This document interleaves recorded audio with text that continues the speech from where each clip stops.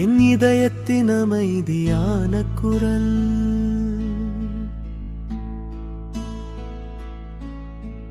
மௌனமாயிருந்த இதயத்தில் ஒரு குரல் மெதுவாய் எழுந்தது.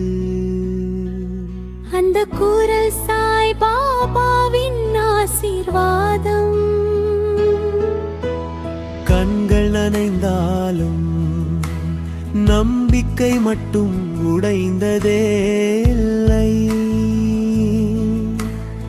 ஏனெனில் அந்த குரல் சொல்லும், நான் உன்னுடன் இருக்கிறேன். சின்ன தீபம் போல அவர் கருணை ஜாலையாக எரிகிறது.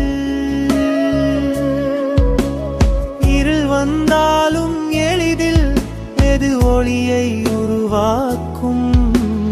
காலம் மாறினாலும் அவரும் அமைதி மாறவில்லை.